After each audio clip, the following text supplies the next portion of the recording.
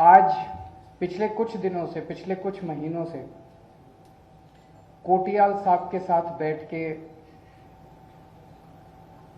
उत्तराखंड के लोगों के साथ बैठ के, देवभूमि के लोगों के साथ बैठ के इन 21 सालों की दुर्दशा को 21 महीनों में ठीक करने का हम लोग प्लान बना रहे हैं। और वही प्लान एक एक करके आप लोगों के सामने लेके आ रहे हैं। कैसे स्कूल बनाए जाएंगे, कैसे अस्पताल खोले जाएंगे, कैसे 24 घंटे बिजली मुहैया कराई जाएगी, कैसे सड़कें ठीक की जाएंगी, कैसे खेती ठीक की जाएगी, कैसे रोजगार मुहैया कराए जाएंगे। इन सारी चीजों के ऊपर जो 21 साल में इन सब ने मिलकर दुर्दशा की है, इस दुर्दशा को 21 महीनों में ठीक करने का पूरा प्लान हम लोगों ने उत्तराखंड के लोगों के साथ मिलकर तैयार किया है। उस प्लान का पहला बिंदु मैं अभी जब कुछ हफ्ते पहले आया था तब आपके बीच में रखा था कि लोग बिजली के बिलों से परेशान हैं, किसान बिजली के बिलों से परेशान हैं, पुराने अनाप शनाप बिलों से परेशान हैं। तो हमने कहा कि जैसे दिल्ली में करके दिखाया, दिल्ली में आज लगभग 73% लोगों को मुफ्त बिजली मिलती है। हमने करके दिखाया है, हम झूठे वादे नहीं करते। ऐसे ही उत्तराखंड में आम आदमी पार्टी की सरकार बनेगी तो 300 यूनिट बिजली मुफ्त देंगे, पुराने बिजली के बिल माफ करेंगे, किसानों को मुफ्त बिजली देंगे और 24 घंटे, ऐसा नहीं कि भाई इर्रेस्पॉन्सिबल स्टेटमेंट है, कोई कहेगा मुफ्त बिजली देंगे तो बिजली नहीं आएगी। 24 घंटे बिजली आएगी और मुफ्त बिजली आएगी। और मैं कोई नेता नहीं हूं, मेरे को नेतागिरी करनी भी नहीं आती। हमारी ये कमजोरी भी है कि हमारे को राजनीति नहीं करनी आती, इसीलिए 24 घंटे ये लोग हमको गालियां देते रहते हैं। लेकिन मैं जो कहता हूं वो करता हूं और कहने के पहले पूरा होमवर्क करके आता हूं।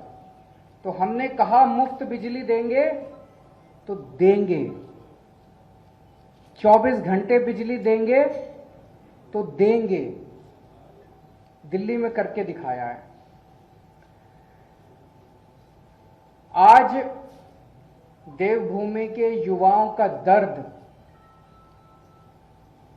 आज देवभूमि के युवाओं की जो तकलीफ है उसके बारे में बातचीत करने के लिए आया हूं।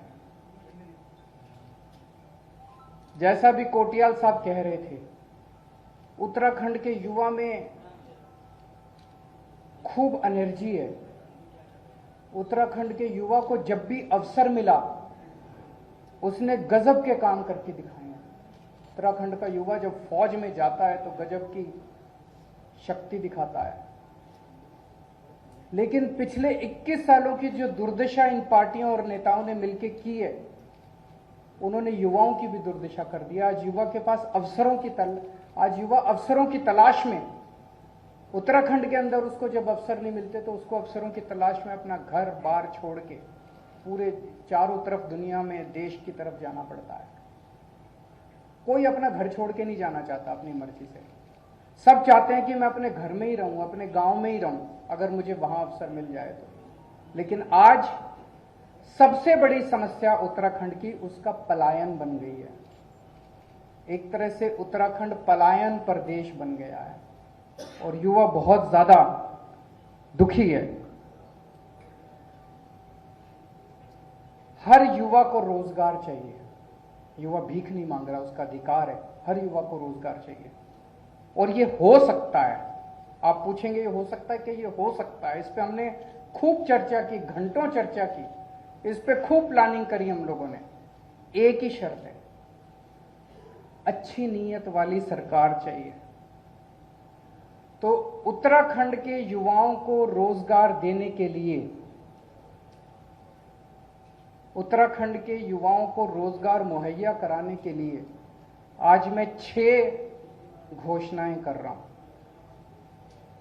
आम आदमी पार्टी की सरकार बनेगी तो उत्तराखंड के हर बेरोजगार युवा के लिए रोजगार मुहैया कराया जाएगा। ये पहली घोषणा है। दूसरी घोषणा, जब तक उस बेरोजगार युवा को रोजगार नहीं मिल जाता, हर परिवार से एक युवा को 5,000 रुपये महीना दिया जाएगा जब तक उसके लिए रोजगार मुहैया नहीं करा दिया जाता। इसको आप बेरोजगारी भत्ता कह लीजिए, जो मर्जी कह लीजिए। तीसरा, सरकार में और प्राइवेट में 80% नौकरियां उत्तराखंड के बच्चों के लिए रिजर्व की जाएंगी। चौथा, सरकार बनने के 6 महीने के अंदर 1 लाख सरकारी नौकरियां तैयार की जाएंगी। आप पूछेंगे कैसे होंगी?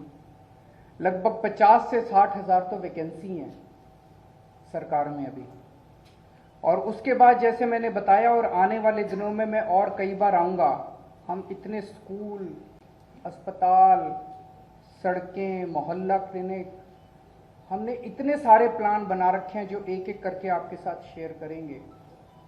इन सबको मिला के इतनी नौकरियां पैदा होंगी, नई नौकरियां क्रिएट की जाएंगी सरकार के अंदर। तो लगभग 6 महीने के अंदर 1 लाख नौकरियां तैयार की जाएंगी सरकार में। दिल्ली में अभी हमने एक एक्सपेरिमेंट किया था जो बेहद सक्सेसफुल रहा।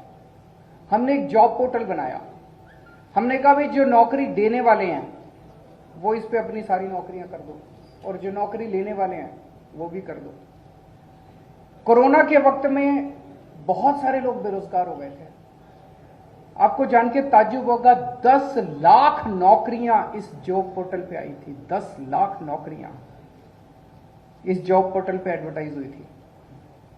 ऐसा ही जॉब पोर्टल उत्तराखंड के बच्चों के लिए तैयार किया जाएगा, जहां पे नौकरी देने वाले और नौकरी लेने वाले आपस में मिल सकें, और मैं समझता हूं इसके अंदर बहुत बड़ी ताकत है। और छठा, एक अलग से मंत्रालय बनाया जाएगा, रोजगार और पलायन मामलों का मंत्रालय। उस मंत्रालय का काम होगा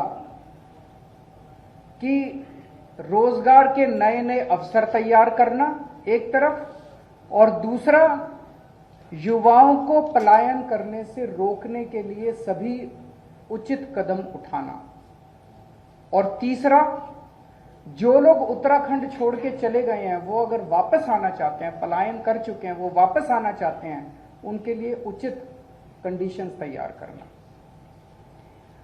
हमने बैठ के इसका काफी, जैसा मैंने कहा कि 1 लाख तो ये 6 चीजें मोटी मोटी हैं। 1 लाख तो सरकारी नौकरियां तैयार की जाएंगी। प्राइवेट सेक्टर में बहुत नौकरियों का स्कोप है।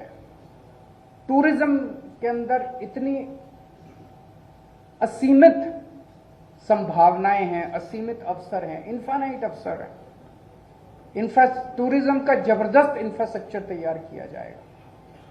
इसमें वाइल्ड लाइफ है, एडवेंचर टूरिज्म है, इतनी किस्म किस्म की जड़ी बूटियां हैं, बायोटेक इंडस्ट्री शुरू की जा सकती है। पूरी दुनिया से लोग आएंगे यहां पे।